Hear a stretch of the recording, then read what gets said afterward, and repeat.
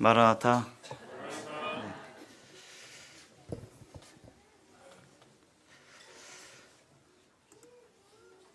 네, 화면이 안 나오네요.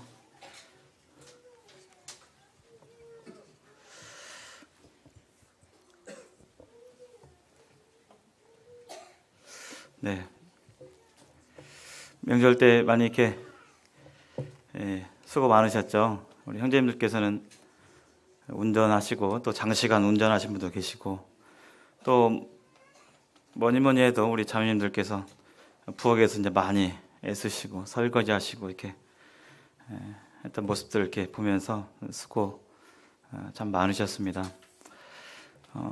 1월 1일보다도 저는 이게 봄이 돌아오게 될 때 우리나라만 있는 현상이잖아요. 모든 세계 나라가 다 우리나라처럼 사계절이 있는 것이 아니기 때문에 봄이 돌아오게 될 때 또 새로운 생각들, 또 올해 어떻게 주님을 섬겨갈 것인지 이런 생각들이 더 많이 나더라고요. 겨울에는 아무래도 활동이 적고 이렇게 하는데 봄 되면서 주님을 어떻게 섬겨 나갈까, 또 주를 어떻게 기쁘시게 할까, 그런 부분에 더 많은 생각이 좀 들었습니다. 오늘 너희는 이 세대를 본받지 말라 4번째 시간인데요. 하다 보니까 좀 길어져서 세상 세대와 타협하지 않는 성경의 인물들에 대해서 좀 나누고자 합니다. 지난 시간에 다니엘의 삶을 통해서 그가 어떻게 주님을 경외하고 세상과 타협하지 않고 살아왔는지 우리는 살펴보았습니다. 이어서 오늘 이 시간에 이렇게 살펴보기를 원합니다.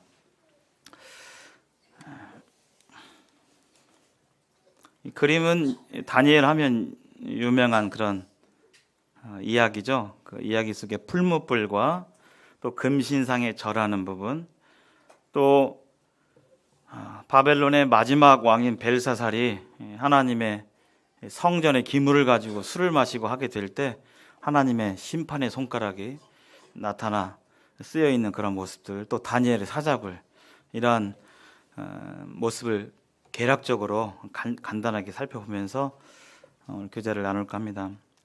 계속적으로 이렇게 나눠지고 있고요. 이 시간 이후로는 조금 구체적으로 들어가서 이렇게 나누는 시간이 있으면 좋을 것 같습니다. 이 말씀 같이 읽어볼까요? 자, 시작. 너희는 이 세대를 본받지 말고 오직 마음을 새롭게 함으로 변화를 받아 하나님의 선하시고 기뻐하시고 온전하신 뜻이 무엇인지 분별하도록 하라. 네. 다니엘 서는 구약입니다. 그래서 배경이 좀 있어요. 역사적인 부분들이 있기 때문에 간략하게 지난 시간에 했지만 간략하게 하고 다시 복습하고 이렇게 넘어가도록 하겠습니다. 자, 이 지역이 바로 에덴 동산과 성경의 주요 모델가 되었던 그런 장소죠. 그래서 여기가 이스라엘인데 아시다시피 이스라엘은 후에 왕정이 들어서게 됩니다. 하나님이 통치하시고 또 각 시대별로 이렇게 지나다가 우리도 왕이 필요하다 해가지고 이스라엘에도 왕이 세워지게 되고 그로부터 500년 동안 거의 470년 동안 왕정이 지속돼요. 마치 이제 조선왕조 500년이잖아요. 정확히 513년으로 제가 기억을 하는데 우리나라는 조선왕조가 513년인데 그 이스라엘은 470년, 거의 500년 가까이 됩니다. 그 500년 가까이 중에서 120년은 통일된 왕국이었어요. 우리나라가 지금 남북한으로 분단되어 있는데 이스라엘의 500년 그 왕정 시대 속에서 120년은 쪼개지지 않고 한 나라가 통일된 가운데서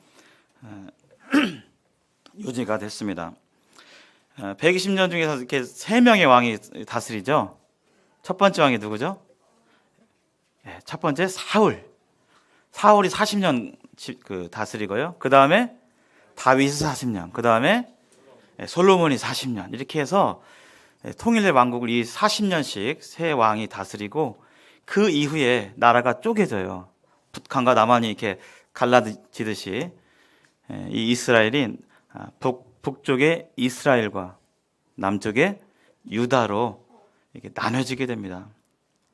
이 북쪽의 이스라엘은 하나같이 다 하나님의 길을 떠나고 하나님께 불순종하고 우상 숭배해서 그 나라가 200년밖에 지속되지 못해요. 그리고 남유다에도 악한 왕들이 있었고 또 선한 왕들이 있어서 이스라엘이 망한 지 150년 더 지속이 되어서 분열된 채로 350년간 지속이 돼요. 그래서 앞에 사울과 다윗과 솔로몬이 120년, 그 다음에 완전히 망하기까지 350년 동안 지속이 됩니다. 이스라엘이 이렇게 지내게 될 때 이 세계 제국이 펼쳐지게 되는데, 먼저 아수르 제국이 이 지역을, 바벨론 지역을 다스리게 됩니다. 성경에 여러 제국이 나오는데 많이 들어보셨죠? 아수르 제국, 아시리아 이렇게 하는데, 아수르 제국은 바벨론 제국과 차이점이 있어요. 아수르 제국은 무자비한 그런 제국이었습니다. 그래서 이 아수르 제국이 애굽을 치러 가게 될 때 필연적으로 이스라엘을 거쳐서 가면서 침공하게 되는데, 이 아수르 제국은 무자비한 나라였기 때문에 다 잔인하게 죽이고 이렇게 했었습니다. 그러면서 이제 북쪽의 이스라엘을 멸망시키는데, 그때 이 아수르 제국의 정책이 다 죽이거나 또 그 지역에 있는 사람들을 아예 없애버리려고, 말살시켜버리려고 다른 지역에 있는 포로들을 데려다가 혼혈 정책을 해가지고 그 민족에 그냥 아예 사라져버리게 하는 그런 정책이 바로 아수르 제국이에요. 그래서 이스라엘과 혼혈된 민족이 바로 사마리아인입니다. 그래서 예수님 당시에 사마리아인들이 혼혈 민족이었기 때문에 그렇게 개보다도 못하게 여기고 했던 것이죠. 근데 이 아수르 제국이 얼마 못 가서 이 바벨론 제국에 의해서 멸망당하게 돼요. 근데 이 바벨론 제국은 아수르와는 달라요. 아수르는 죽여버리고, 역사 기록에 보면 사람을 산채로 막 삶아버리고 막 이런 무자비한 그런 제국이었는데, 바벨론은 그것이 아니라 식민지를 이렇게 개척을 하면, 정복을 하면 그쪽에 있는 젊은 유능한 인재를 데려다가 자기 제국 바벨론의 교육을 막 시켜가지고 그 다음에 잘 교육한 그 인재들을 식민지에 다시 이렇게 뿌려요. 그래서 그 식민지가 바벨론화 되도록 그렇게 하는 것이 바로 바벨론 제국의 정책이었습니다. 그 정책 가운데 바로 다니엘과 세 친구가 죽이지 않고 끌려가게 된 거예요. 그런 과정 가운데 좀 이해하시면 좋으리라 생각이 듭니다. 지난 시간에 보시면요, 이 다니엘은 벌써 한 2500년 전이니까요 정확하지 않겠죠. 다니엘은 BC 620년 정도에 태어나서 그가 12살, 3살 될 쯤에 아수르 제국이 멸망했어요. 그리고 그 바벨론 제국이 아시리아를 멸망시키고 새로운 제국이 탄생하죠. 그리고 후에 보겠지만 그 바벨론도 70년 만에 멸망하게 됩니다. 그래서 성경에서 새 제국을 경험한 거의 유일한 인물이 아닐까. 그 성경에 유명하게 나와 있는. 그래서 어린 시절에는 아수르 제국이 있었고, 또 바벨론의 포로로 끌려갔고, 또 포로로 끌려간 중에 페르시아가 다시 바벨론을 이렇게 무너뜨리는데, 페르시아의 이 유력자가 되기까지 파란만장한 삶을 산 그런 인물입니다. 우리 이 자리에서도 지금 저희는 전후 세대이기 때문에 평온한 가운데 지냈어요. 물론 저도 반공교육을 받았지만 저희 아버님 세대, 또 아버님의 할아버지 세대는 6.25를 겪었고, 여기 부치님, 모치님들 계시는데요, 6.25를 겪었고, 그 전에 일제시대를 겪었고, 파란만장한 삶을 정말 사셨습니다. 그와 같은 그 삶을, 그 시대가 바로 이 다니엘의 시대입니다. 바벨론에 의해서 3차례 포로로 끌려가는데, 1차로 끌려갔던 사람이 바로 이 다니엘서의 주인공인 다니엘입니다. 그리고 2차 때 에스겔 선지자를 비롯해서 유력자들이 이렇게 끌려가고 3차 때는 이제 모든 사람들이 다 끌려가게 되고 후에 다시 이제 돌아오게 되죠. 그래서 이 다니엘서의 배경은 이제 끌려갔을 때 일어났던 그런 일입니다. 1장에서 지난 시간에 바벨론 제국이 아까 잘 교육해가지고 다시 보낸다고 했는데 이 바벨론이 유혹을 했죠.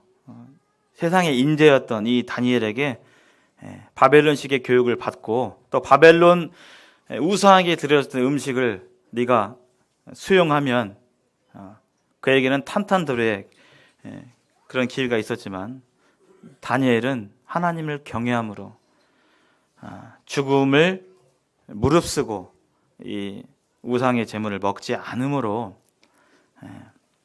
그의 신앙을 지켰습니다. 그의 하나님께서는 그를 보호하시고 그를 높은 위치에 이렇게 해주시게 했던 하나님의 역사를 보았고요. 2장에서는 이제 뜬금없이 이 바벨론의 느부갓네살 이 왕이 꿈을 꿔요. 꿈을 꾸는데 뜬금없이 내가 무슨 꿈을 꿨는지 알아맞혀봐라. 그리고 그 꿈이 무슨 뜻인지 알아맞혀봐라. 했을 때 꿈을 얘기해줘야 그것을 해석이라고 하는데 꿈도 얘기해주지도 않고 그렇게 해석하라는 명령을 내리게 됩니다. 그때 바벨론에 있는 모든 박사들, 마술사들 이런 사람들이 다 해석을 못하게 될 때 이 다니엘이 그 유명한 이 금신상의 꿈을 해석하게 되죠. 그래서 맨 위는 금으로 됐고 팔과 가슴은 은으로 된, 그다음에 배와 넓적다리까지는 노스로 된, 그리고 정강이 쪽은 철, 이 발은 철과 진흙이 이렇게 섞여 있는 그런 거대한 그 신상이 이렇게 서 있는데 갑자기 어떤 돌이 와가지고 전강이와 발 쪽을 쳐가지고 이 신상이 무너지는 그 꿈을 느부갓네살 왕이 꾸게 돼요. 그래서 그것을 이제 해석하게 되죠. 그래서 아시다시피 이제 위에 이 금 쪽은 바벨론, 페르시아, 그리스, 헬라제국 남에서 쭉 이렇게 가게 되죠.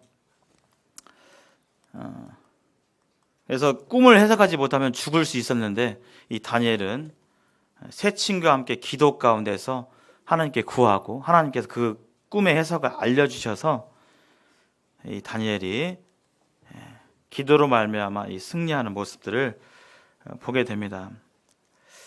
자, 세 번째 이번 시간 같이 보도록 하겠습니다. 유명한 풀무불의 그 일화인데요. 다니엘서 3장을 펴 보시기 바랍니다.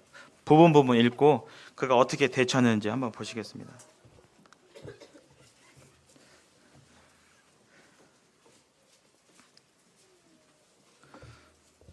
다니엘서 3장 1절 이렇게 부분 보겠습니다. 구약성경 1235쪽이 되겠습니다.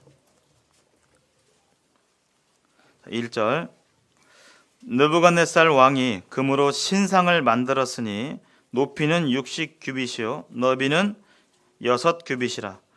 그것을 바벨론 지방의 두라 평지에 세웠더라. 이 정도 신상이면요 아파트 9층 높이예요. 이 길이를 해보니까 높이는 아파트 9층 높이예요. 아파트 9층 10층. 우리 성도님 가운데 9층 10층 사시는 분 계십니까? 그 정도의 신상이고 넓이는 2.7m 에서 3m 정도의 큰 이 신상을 이 느부갓네살 왕이 만들었는데요. 그 신상에 절하지 않으면 이제 누구든지 죽이겠다는 이 국가적인 정책이 펼쳐지게 됩니다. 5절 한번 보실까요? 너희는 나팔과 피리와 수금과 사면금과 양금과 생황과 및 모든 악기 소리를 들을 때 엎드려 느부갓네살 왕이 세운 금신상에 절하라. 누구든지 엎드려 절하지 아니하는 자는 즉시 맹렬히 타는 풀무불에 던져 넣으리라 하였더라. 모든 백성과 나라들과 각 언어를 말하는 자들이 나팔과 피리와 수금과 사면금과 양금과 및 모든 악기 소리를 듣자 곧 느부갓네살 왕이 세운 금신상에게 엎드려 절하더라.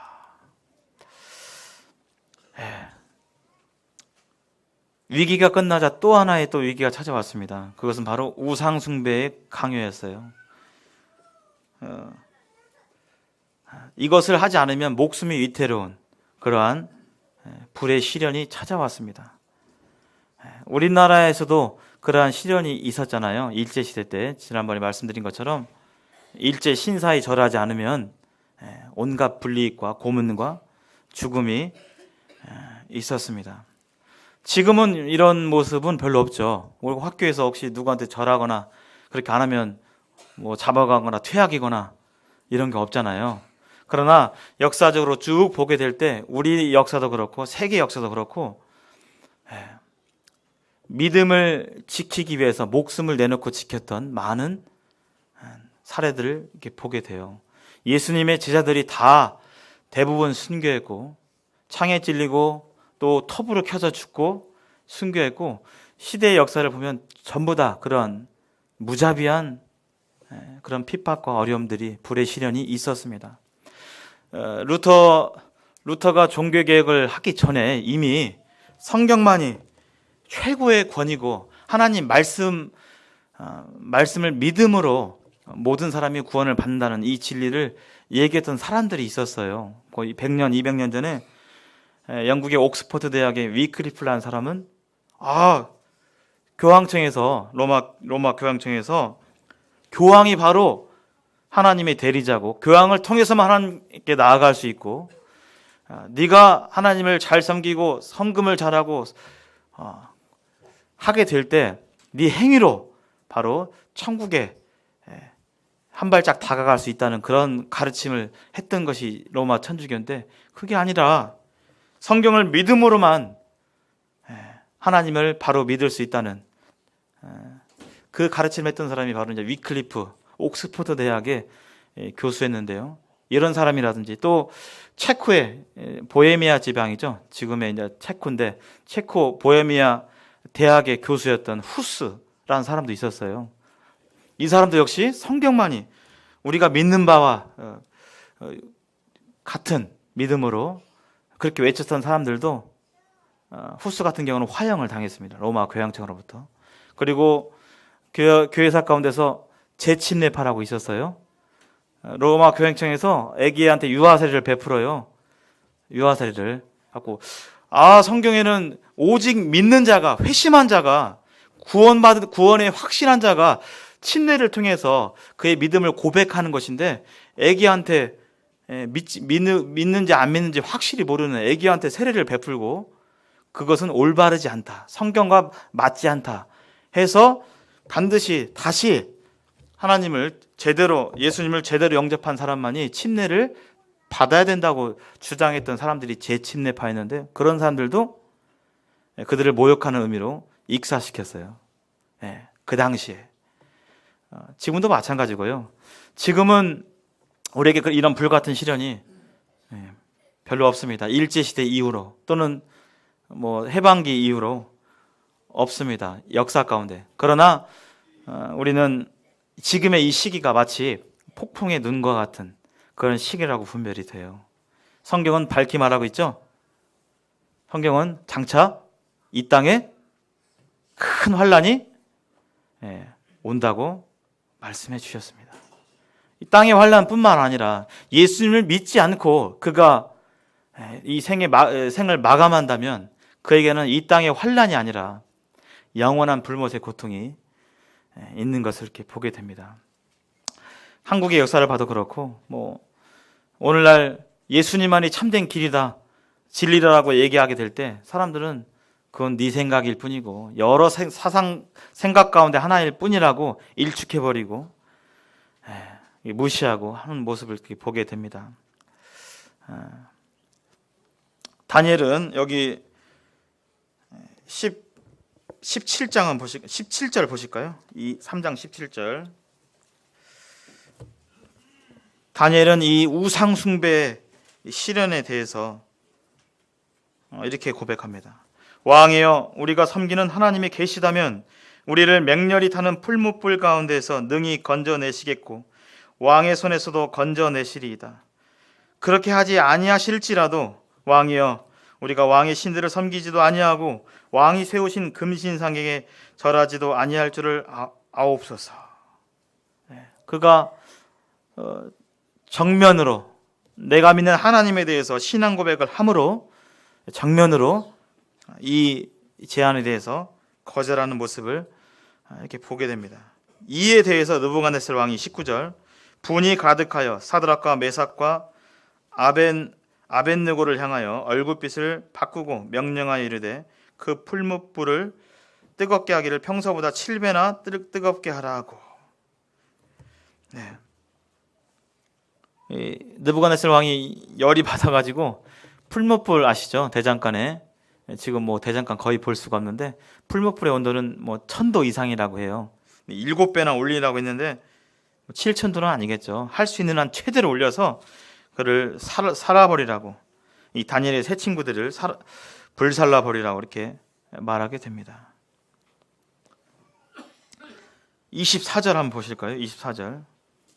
그래서 풀무불 가운데 이 다니엘의 세 친구가 떨어지게 되는데 17절 그때 느부갓네살 왕이 놀라 급히 일어나 모사들에게 물어 이르되 우리가 결박하여 불 가운데 던진 자는 세 사람이 아니었느냐 하니 그들이 왕에게 대답하여 이르되 왕이 올소이다 하더라. 25절 왕이 또 말하여 이르되 내가 보니 결박되지 아니한 네 사람이 불 가운데로 다니는데 상하지도 아니하였고 그 넷째의 모양은 신들의 아들과 같도다 하고. 여기 믿음으로 정면으로 믿음으로 이렇게 고백하게 될 때 그들이 기도를 아마 했을 것입니다. 어떻게 기도를 했을까요? 하나님, 제발 저 왕의 명령을 거두어서 풀무불에 들어가지 않도록 도와주세요. 이렇게 기도했는지 아니면 어떻게 기도했는지 기도문은 나와 있지 않기 때문에 정확히 모르겠지만, 그러나 하나님께서 풀무불 가운데까지는 인도하셨어요. 그것을 제하진 않았습니다. 그 시련 가운데 시련에서 건져내지는 않으셨어요. 그러나 우리가 보는 바와 같이 25절에 다니엘의 세 친구 가운데 누가 계셨죠? 여기 신들의 아들과 같도다. 바로 하나님께서 그들과 함께 하셨습니다. 이 다니엘의 세 친구가 겪었던 것처럼 우리 삶 가운데 어려움들이 찾아와요. 예상치 못한 어려움들과 또 시련과 견딜 수 없는 시련과 이런 것들이 찾아오고 또 우리 가운데 그 가운데 계신 우리 성도님들이 계십니다. 그러나 우리 성경에서 하나님께서 우리에게 알려주고자 하시는 것은 바로 뭐냐면 그 불과 같은 시련 가운데서 그 불 가운데 누가 함께 계시다고요? 네, 하나님이 계십니다. 없는 것 같아요. 우리 때때로 시련을 당하고 어려움이 있게 될 때 누구 하나 도움의 손길을 줄 수도 없을 것 같고, 하나님이 이 상황에 대해서 그냥 아무 말씀 없으신 것 같고 멀리 계신 것 같고 그렇게 여겨질 때가 있습니다. 그러나 성경은 반복적으로 말씀하시되 네가 그렇게 어려울 때, 네가 그렇게 시련 가운데 있을 때, 네가 견딜 수 없는 고통 가운데 있게 될 때 하나님은 너와 같이 계신다는 그 약속을 우리는 이 말씀을 통해서 볼 수가 있습니다. 비록 풀무불에 던져졌지만 하나님의 임재가 함께 있었고 또 하나님의 구원이 거기에 있었음을 이렇게 보게 됩니다. 그래서 이 사실 가운데서 이 느부갓네살 왕이 조서를 내리죠. 그래서 이 이방 제국의 이 왕이 하나님을 섬기지 않으면 하나님 외에 다른 신이 없다 이렇게 고백하면서 하나님이 영광을 받으시는 이 일이 이 풀무불의 이 형벌 가운데 이렇게 있었습니다. 그래서 이 기독교는 우리가 예수님을 믿고 살아간다는 것은 다 잘 되고 시험 보면 막 다 합격되고 취직 잘 되고 다 성공이 막 이것이 아니라, 이것만이 아니라 우리 가운데 시련이 있다는 것이에요. 그것이 단기간이든 긴 기간이든 하나님의 주권과 섭리 아래서 그런 시련과 어려움들이 있습니다. 그러나 우리가 잊지 말아야 할 것은 그 어려움과 시련 가운데서 주님이 친히 우리와 함께 하신다는 거예요. 이것은 그 뒤에도 나옵니다. 기독교는 기복신앙이 아닙니다. 욥의 경우도 마찬가지잖아요. 욥의 이 고난을 통해서, 고난이 없었으면 하나님을 제대로 몰랐을 텐데, 욥이 자식도 죽고 아내도 떠나고 자기 몸에 병에 걸리고 하게 될 때 그가 나중에 고백을 하잖아요. 그리고 그에게 더 갑절의 은혜가 임했던 것을 우리는 볼 수가 있습니다. 한 가지 우리가 좀 주목해야 할 것은 이 바벨론 이 금신상이 절하게 될 때, 아까 제가 읽어드렸지만 뭐 사명금과 수금과 양금과 모든 악기로 이 이방 제사를 드리게 될 때 음악들이 있었어요. 그래서 특별히 3장 6절 7절에 보시면 악기 소리들이 이렇게 나오게 됩니다. 그래서 악기 자체는 어떤 선과 악의 악하다 선하다 이 말하기가 어렵지만, 그러나 이방 신들을 항상 신들을 제사하게 될 때 이 음악이 함께 쓰이는 걸 봐요. 특별히 악기 중에서 타악기가 이 제의식, 영적인 제사 의식에 많이 쓰이는 것을 보게 됩니다. 아프리카나 뭐 우리나라에서도 굿할 때 그렇잖아요. 굿할 때 하면 소리 나죠? 탱탱탱 이렇게 치면서 하잖아요. 이런 타악기들이 이 성경과 음악을 연구하는 분들이 이제 이 타악기들이 우리의 영적인 부분과 많이 관련이 있다고 그래요. 그래서 특별히 타악기를 사용할 때는 상당한 주의가 필요한 것을 이렇게 보게 됩니다. 자, 4장 한번 가보실까요? 그 뒤에 느부갓네살 왕이 또 꿈을 꿔요. 또 꿈을 꾸는데요. 무슨 꿈을 꾸냐면 꿈속에 아주 아름드리 큰 나무가 이렇게 있고, 그 나무 가운데서 온 새들이 깃들고 동물들이 그 안에 쉬고 사람들이 먹을 것을 취하고 탐스럽게 너무나 풍성한 나무가 있는데, 갑자기 하늘에서 어떤 분이 내려와서 명령하여 말하기를 그 나무를 베어버리고 철과 노스로 그것을 메고 또 이 그루터기는 남겨놓으라고 이렇게 명령하고, 그 가운데서 이 잘라진 그루터기가 풀과 같이, 잡풀과 같이 있고 또 이슬 가운데 있을 것이라고 이렇게 명령하는 그런 꿈을 이 느부갓네살 왕이 두 번째로 꾸게 됩니다. 그래서 이게 도대체 무슨 꿈이냐? 역시 해석을 이렇게 얘기하죠. 그런데 아무도 그 해석을 알아내는 자가 없습니다. 그러나 일전에 다니엘이 금신상의 꿈을 해석했기 때문에 다시금 금신상을 이 다니엘을 불러서 이 꿈에 대해서, 두 번째 꿈에 대해서 해석을 하게 하죠. 그 부분 한번 보시겠습니다. 4장 27절 한번 보시는데요. 다니엘은 이 꿈의 해석을 알고 있었습니다. 불행히도 이 꿈은 느부갓네살 왕의 그 행적에 대한 꿈이에요. 마치 이 나무는 느부갓네살 왕을 나타내는데, 하늘에서 한 사람이 내려와서 이 나무를 이렇게 베라고 하잖아요. 이 느부갓네살 왕의 권좌에서 내려와서 그가 짐승처럼 살게 될 것을 이 꿈이 말하고 있는데, 그것을 다니엘은 알았습니다. 그래서 그것을 얘기하는데 27절, 그런즉 왕이여 내가 아뢰는 것을 받으시고 공의를 행함으로 죄를 사하고 가난한 자를 긍휼히 여김으로 죄악을 사하소서. 그리하시면 왕의 평안함이 혹시 장구하리이다 하니라 하면서 느부갓네살 왕이 이제 해석을 쭉 하는데, 느부갓네살 왕이 바로 이 나무로서 잘려가지고 왕의 자리에서 내려와서 정말 짐승처럼 7년을 지낼 것이라고 이렇게 말합니다. 이 바벨론은 아까 풀무불을 7배나 더하라고 막 그랬잖아요. 욱하는 왕으로서 말 한마디면 그냥 사람 죽는 건데, 자기 왕이 이제 왕에서 내려와가지고 당신 내려와가지고 7년 동안 짐승처럼 살 거예요. 이렇게 얘기하게 될 때 까딱하면 그냥 왕에게 죽을 수도 있는 그런 내용의 꿈이었습니다. 그러나 다니엘은 그 꿈의 해석을 고지고대로 그대로 전하는데 그것은 바로 하나님의 심판이었어요. 그가 왕자에서 내려오게 되는 것은 바로 하나님의 심판에 의해서 내려온다는 사실을 그가 말해야 됐습니다. 근데 그가 말하게 될 때 하나님의 말씀대로 그가 느부갓네살 왕이 이제 7년 동안 짐승처럼 살다가 다시금 그 하나님을 찾음으로 그가 회복되는 내용이 이제 4장 후반절에 쭉 이렇게 나오게 됩니다. 그러면서 이방 제국의 이 바벨론 느부갓네살 왕이 하나님을 찬양하고 영광 돌리는 그 장면을 우리가 볼 수가 있습니다. 우리는 이 상황 가운데서 타협할 수가 있어요. 적당히 둘러댈 수 있을 것입니다.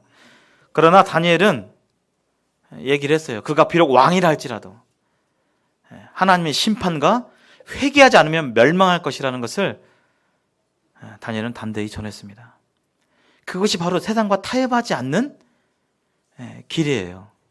우리가 세상을 살면서 우리 안에 있는 이 보물, 보화, 우리 안에 있는 이 놀라운 기쁨과 감사와 평안을 그냥 우리만 알고 누리고 나만 생각하고 가는 것이 바로 세상과 타협하는 것입니다. 우리 직장 상사에게, 동료 친구들에게, 또 이웃에게 그가 누가 됐건, 그가 아무리 높은 권세에 있던 간에 내 어떤 생명줄을 좌지우지할 수 있는 그런 사람이든지 간에 다니엘처럼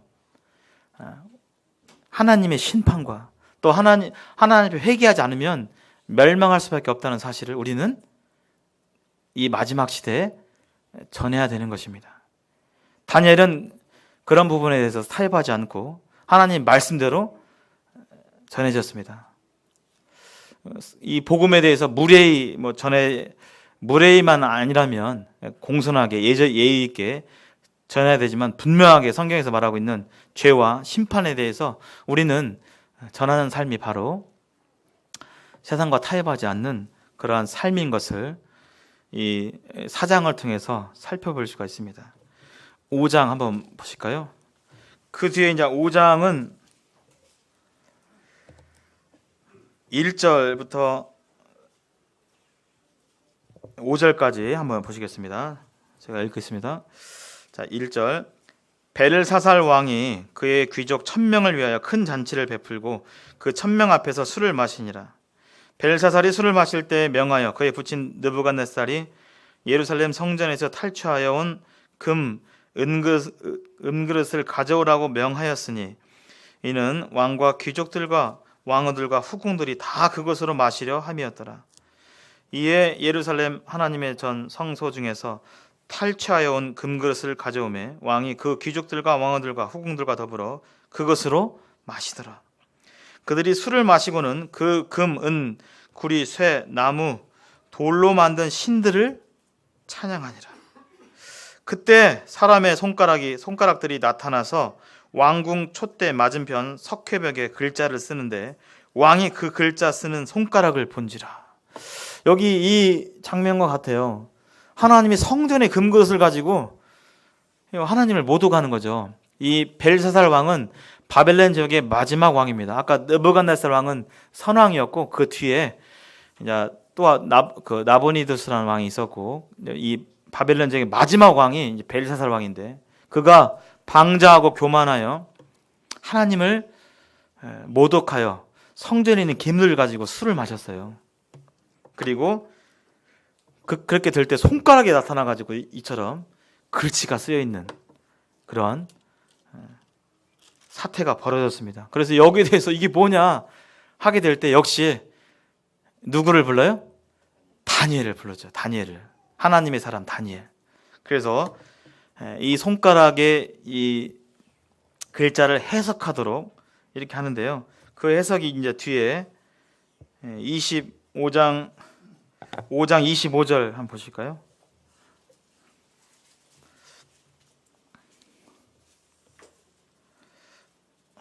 5장 25절.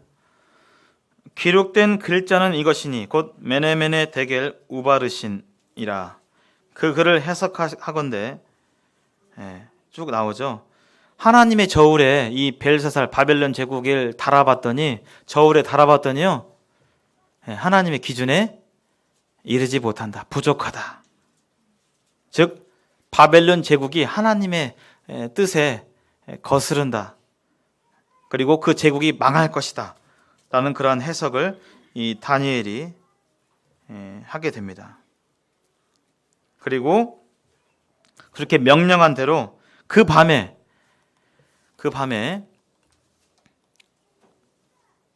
그가 발세살이 죽어요. 그리고 바벨론 제국이 끝나게 됩니다. 그 밤에. 여기 30절 한번 보실까요?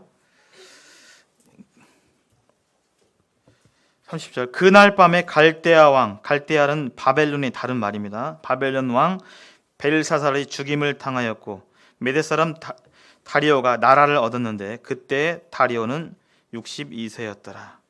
그때 이제 이 벨사살이 죽어요. 그러면서 바벨론 제국이 끝나게 됩니다.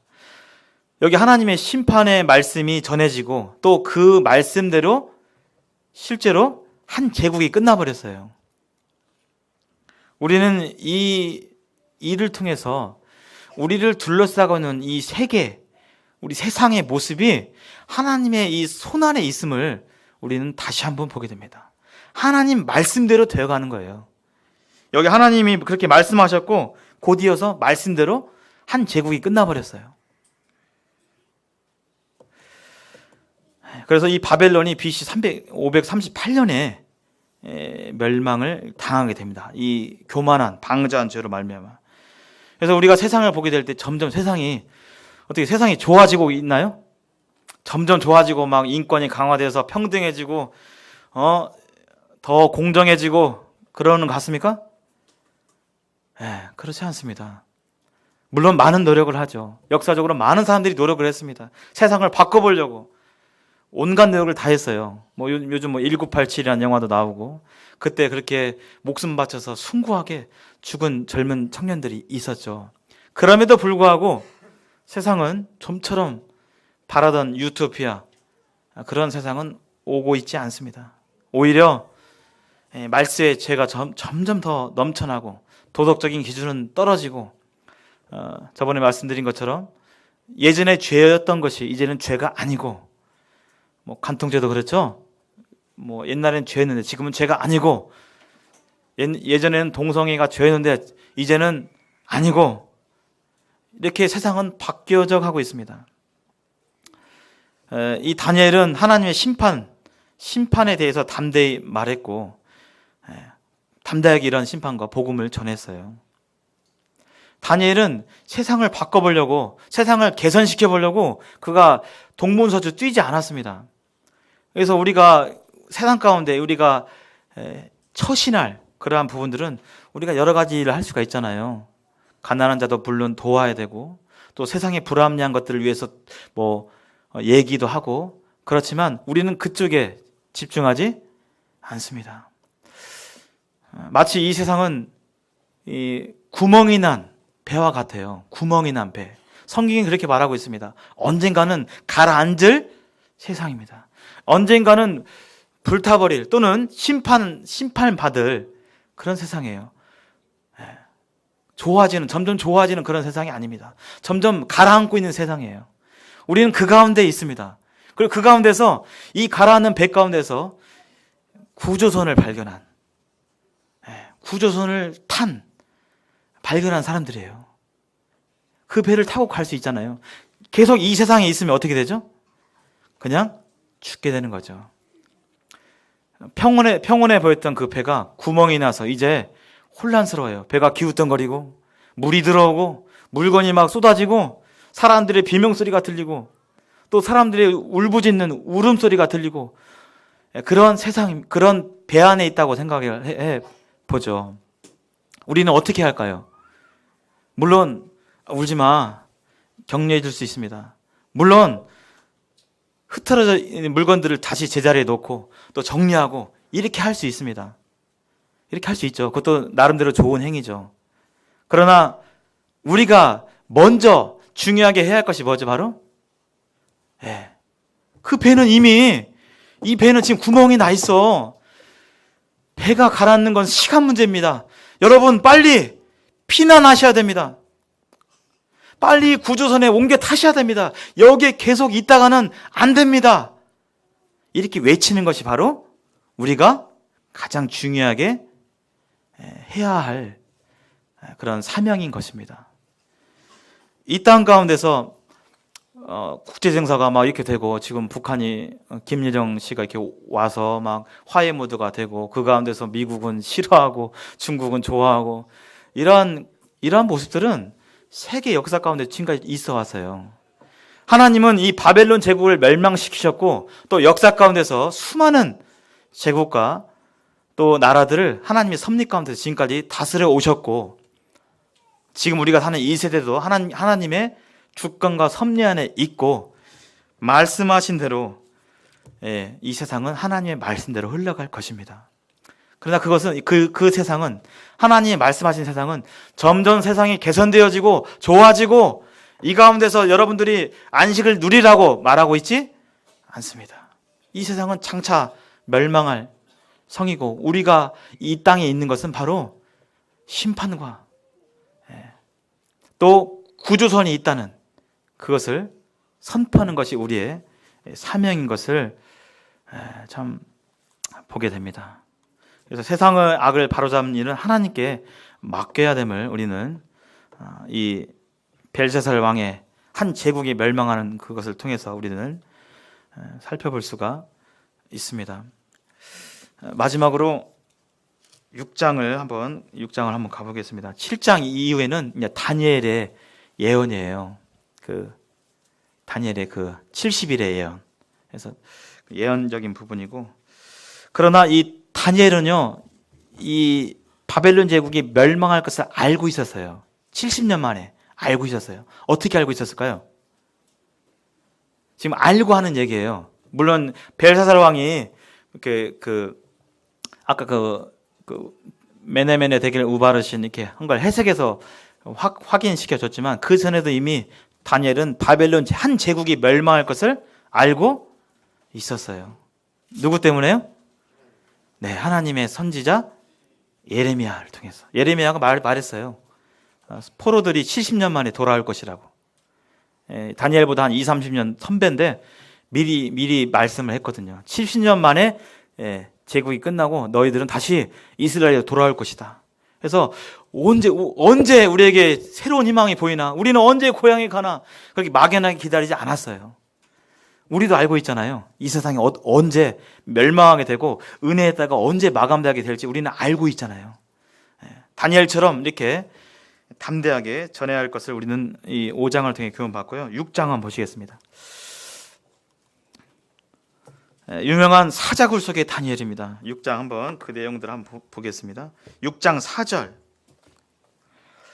이 6장부터는 이제 페르시아입니다. 아까 바벨론이 멸망당했잖아요. 페르시아예요. 그래서 페르시아 때의 이야기입니다. 고레스 대왕 때 이 다리오는 분봉 왕으로 이렇게 부분을 다스리는 왕으로 이렇게 보는데요. 후에 대왕 다리오가 있습니다. 그 다리하고 다릅니다. 자, 4절. 이 다니엘이 총리가 되는데요. 4절. 이에 총리들과 고관들이 국사에 대하여 다니엘을 고발할 근거를 찾고자 하였으나 아무 근거, 아무 허물도 찾지 못하였으니 이는 그가 충성되어 아무 그릇됨도 없이 아무 허물도 없음이었더라. 그들이 이르되 이 다니엘은 그 하나님의 율법에서 근거를 찾지 못하면 그를 고발할 수 없으리라 하고, 이렇게 하면서 이 다니엘 주변에 있었던 이 세상 사람들이 다니엘을 끌어내리려고 뭔가 꼬투리를 잡아서 죽이려고 지금 모함을 짜는 거예요. 근데 4절에 찾아보니까 그가 너무나 충실해서 아무 그릇됨도 아무 허물도 없다는 거예요.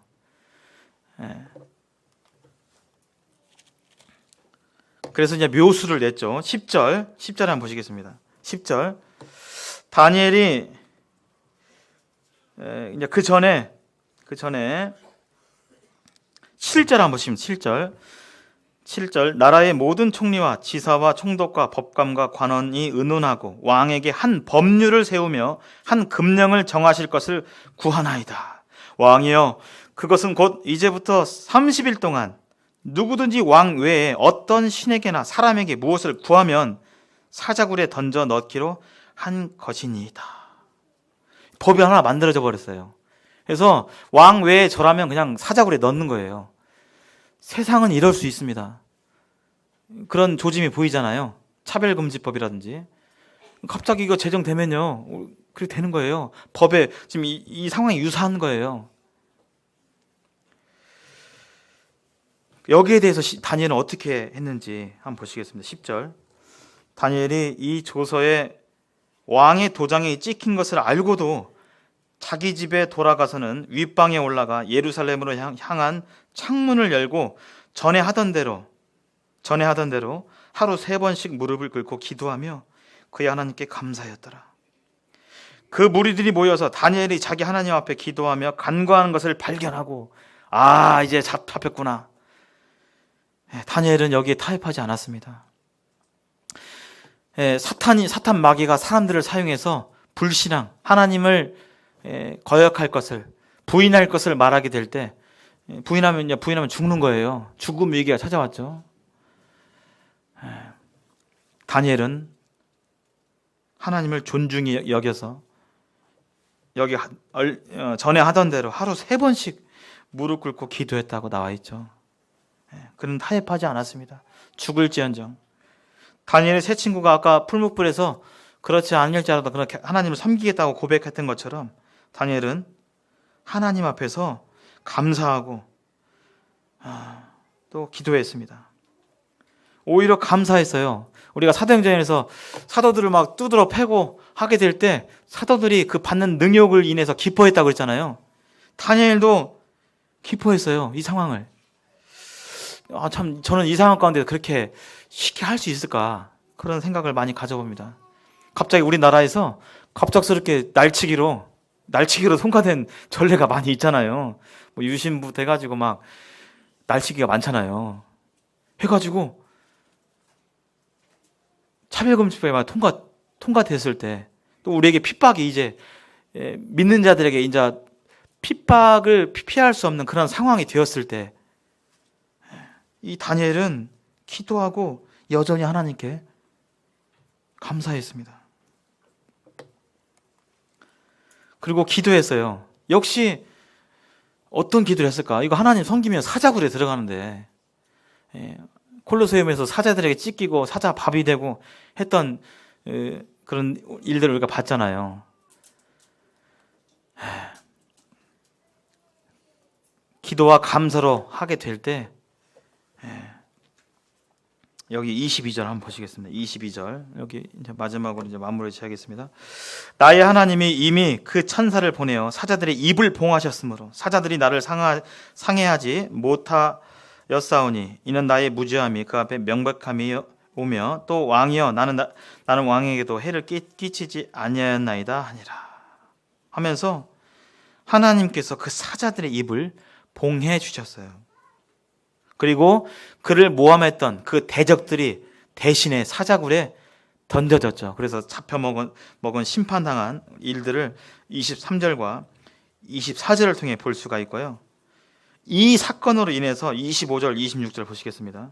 이에 다리오 왕이 온 땅에 있는 모든 백성과 나라들과 언어가 다른 모든 사람들에게 조서를 내려, 이 조서는 오늘날의 공문이에요. 공문. 나라의 공적인 문서로 기록을 했어요. 뭐라고 했냐면, 이르되 원하건대 너에게 큰 평강이 있을지어다. 내가 이제 조서를 내리노라. 내 나라 관할 아래에 있는 사람들은 다 다니엘의 하나님 앞에서 떨며 두려워할지니 그는 살아계신 하나님이시요 영원히 변하지 아니하실 이시며 그의 나라는 멸망하지 아니할 것이요 그의 권세는 무궁하며.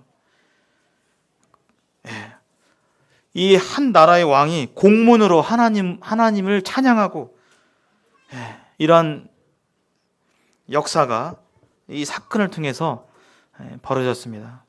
하나님은 사자굴 자체에서 건져내지 않으셨어요. 기도했잖아요. 사자굴에 던져지기 전에. 하나님, 저 같으면 그렇게 했을 것 같아요. 학교에서 뭐 그 동성애도 평등하고 이것도 사람의 인권입니다. 막 해야 되는데 제가 그렇게 안 하고 죄라고 가르치게 돼가지고 제가 고발당하게 될 때 제가 만약 유치장에 있다면 하나님 저를 빨리 빼내주십시오. 하나님 전능하신 손길로 저를 빼내주십시오. 이런 기도가 더 됐을 것 같아요. 근데 다니엘은 사자굴에 들어갔어요, 일단. 그러나 그곳에서 하나님이 역사하셨죠. 기가 막힌 위기 가운데서. 그러니까 하나님의 역사는 성경을 통해 보면요, 어려움과 신한을 우리에게 피해가게 하시는 분이 아니십니다. 그 가운데 하나님이 어떠한 분이신지를 드러내시고 나타나시고 각 개인이 경험할 수 있도록 해주시는 것이죠. 이것은 각 개인이 경험해야 나의 하나님으로 알게 되는 거잖아요. 마치 나사로처럼 나사로가 죽어야만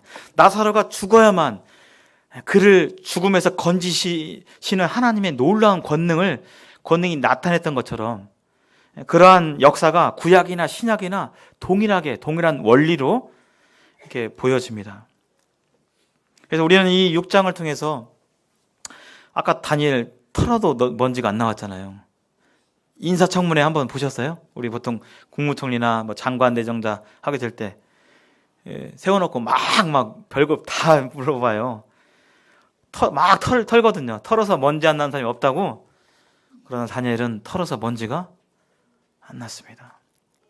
우리가 학생으로서 또는 직장에서 또는 가정에서 이웃으로서 우리는 우리 행실에 남들이 다 그렇게 한다고 뭐 융통성 있게 하는 거지 뭐, 이것이 아니라 하나님 앞에서 정직하고